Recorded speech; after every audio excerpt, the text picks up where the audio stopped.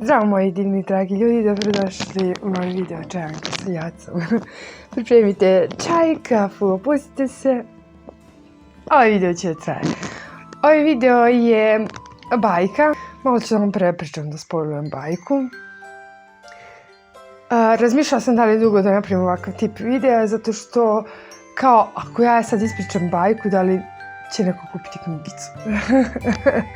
I kao koja je poenta onda predavanja, ali mislim da u knjizi koju planiram da napravim i da objavim, bajka će imati drugačiju naraciju od ove. I ovo nije kao čitanje knjige pa da ja vama ispričam celu bajku, nego bukvalno prepričavanje i malo objašnjavanje mojih slika koje sam ja pripremila kao ilustracije. Slike koje se nalaze u bajci su također i slike koje mogu da koristiti vaš stan ili prostor ukoliko volite tu bajkovitu dekoraciju i koliko vam se uklapa u vaš stil interijera. Znači ukoliko volite bajke i volite da vaš prostor nekako uredite da bude magično čaroban, volite vile, volite zmajeve, moje slike su super za vas.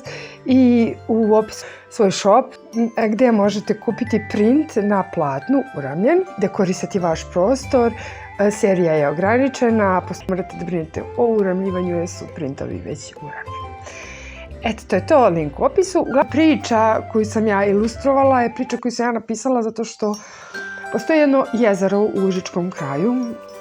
Znači ljudi o čemu pričam, ali ja neću da ni imenujem lokaciju ni ništa. Jezero je prelepo sa čistom vodom, prelepim pogledom.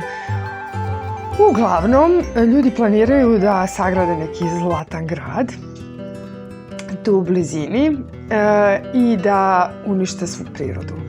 I unište sve što može da se uništi, od flore, faune, riba u jezeru. Planira se da tu budu neki hoteli za neke sa nekom plastičnom hirurgijom. Ne znam, ja sam svašta čitala, uglavnom sve što sam pročitala telo je jako depresivno i surovo. A pošto sam ja leto provodila na tom jezeru i da mi je bilo prelepo i uživala u toj prirodi, vidjela puno vilinih konjica, znate kako ja volim vile i viline konjice, ja sam malo mentalno udaralna za tom pričom i ja sam se prosto uplašila za prirodu i kad smo se vraćali za to jezera, meni se samo javila ta priča koja je toliko snažno uticala na mene da je ono bukvalno na mene jurila i slike su me jurile. Što je mnogo dobra stvar, ako vas slike jure, to je da ih naslikate, ili vas pesme jure da ih napišete, ili vas knjige jure da ih napišete, znači to je ogroman znak od Boga i univerzuma da morate da sednete da radite. Priča ide tako da je postojalo Vilinsko jezero i da je voda bila lekovita i da je vraćala i mladost i snagu ljudima i da su ljudi se rado kupali. Međutim, prolazile su jednog dana jedne crne kočije sa jednim zlim i nadmeštenim čarobnjakom koji je zavideo ljudima koji se kupaju na tom jezeru i prosto mrzeo je kad su ljudi srećni i želeo je da svu sreću i blagodat ovog sveta samo pripada njemu. Onda je prolazio pored tog jezera, bio onako sam namršten, išao je, umočio je ruku u jezeru i ruka mu je se pomladila. I onda je on shvatio da jezero vraća sreću, zdravlje i mladost. Želeo je samo to za sebe.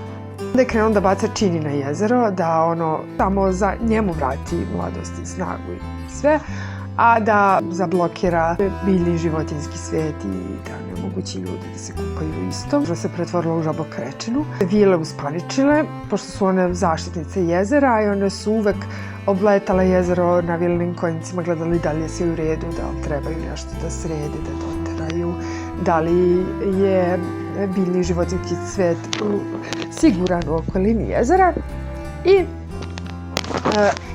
dešava se to da vile vide da haos nastaje, a zli čarobnjak reši da zagradi svoj dvorac da živi u tom jezeru, ali pošto je on zao i korumpiran, on skupi ljude, obeća im veliku svotu novca da krenu da grade taj zamak na jezeru i zamak krene da se gradi. Međutim, on nije plaćao ljude, ljudi su gradili tu kulu i kad bi prošlo 24 sata pretvarali se u kamenje i onda su drugi ljudi dolazili iz sela, nastavili da grade sa tim kamenjem kulu. Oni su se pretvarali i tako su ljudi iz obližnjeg sela takođe nestajali. Vile su se skupile, ali one su jako sitne vile i reše da pozovu jednu vilu koja živi u šumi, vila koja ima skoro ljudski oblik. Velika je vila, to jest imate male vile i velike vile.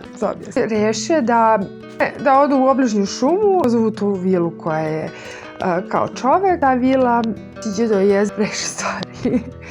Vila je živjela u jednoj kolebici, primila je pismo od ptica da male vile tražile njenu pomoć, a ona je zaštitnica šume i veliki borac i zna da se bori protiv opasnih čarobnjaka. Pa se tu naoruža, krene ka zamku. Čarobnjak je već naslutio da dolazi neka velika energija i magija iz šume. Pripremio sve svoje i čarobne kugle i mačeve i oštrice da se bori. I vila je se pojavila i rekla ne možeš ovdje da gradiš zamak, to nije tvoje, moraš da vratiš jezeru u svoj prvobitni oblik. Međutim, nastala je velika borba.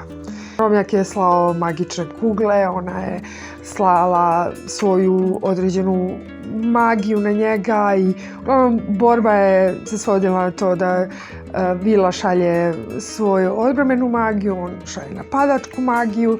To je trajalo do sumraka. Trenutka vila nije izgubila svoju snagu. Čarobnjak iskoristio zlu kuglu, krenuo da baci na vilu, međutim čarobnjaku se jako svidjelo kako ona lepa i kako odmah je pomislio kako on ne bi morao u zamku bude usamljen. Lepa i moćna i on je rešio da je ne ubije, nego da baci tu kuglu i da je zarobi. I bacio je tu crnu magičnu kuglu ka vili, zarobio je vilu, odveo u zamak i haos je nastao i dalje u obližnjem selu jer su ljudi nestajali. Sve smislila da objasnim zbog čega, zato što mislim da je korupcija glavni problem uništavanja prirode. Da prosto ljudi sve žele za sebe, ne brinu za druge, nemaju empatiju za druge, nemaju empatiju ni za biljni ni za životinjski svet, nego samo daj, grabi, vrši, više, bolje, brže. I taj deo sam ja želela da nekako metaforično prenesem u to da korupcija i zli čarobnjaci uništavaju prirodu i uništavaju više nego što i oni sami su svesni. Uništavaju sami. Vila i čarobnice šume, ja ih jako volim da ih koristim i zaista toliko toga u mitologiji sam čitala. U srpskoj mitologiji ta figura vile kao zaštitnice i čarobnice, ali sada nastavim bajku. Kao ovaj video nije za djecu zato što ja objašnjavam kako sam smislila bajku. I šta se dešava? Čarobnjak ode do sela i ljudi to vide da je, znači, đavo odmah maha, da moraju da se bore, ali oni su ostali skoro bez dosta ljudi. I ostala su jedna 3 mlada princa koja su sposobna, koja su se ranije dobro pokazali u bitkama, borava sa alama, aždajama. Jedan najstariji princ ima zmaja. Srednji princ posjeduje jednoroga sa krilima i najmlađi princ posjeduje nekog magarca koji rani. Sad, kako je ko životinju dobio, to je posebna priča, možda tu razvijem, ali poenta u tome da taj stariji princ predstavlja i moć i slavu i sve predivno i on kreće da odbrani princezu, to je našu vilu iz zamka. Međutim, avaj, nastane opet borba između njega i čarobnjaka, zmaj uništi deo zamka, krene da pobeđuje, međutim zli čarobnjak opet izvadi mračnu i crnu kuglu i pobedi princa i zmaja. Kreće srednji sin sa svojim jednorogom prelepim sa krilima. Ima isto veliku količinu magije, međutim isto u toj borbi naravno jednorog izgubi. Sad ću vam malo da skratim priču da ovaj video ne bi trajao 3 sata.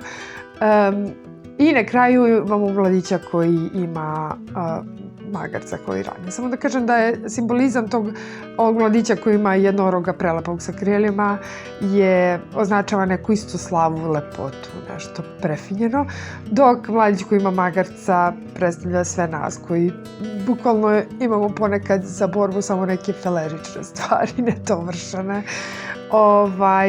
Aj što imamo magarca, nego što imamo magarca koji ćopa. Nije mogao da preleti jezero i šumu, kao što su ova dvojica prethodno mogla. Moralo je da ide putem kroz šumu i na tom putu kroz šumu sačekao ga je prvo medved koji mu je ponudio košnicu. Kao dar, mladić je uzeo tu košnicu i stavio sa pčelama i stavio na magarca.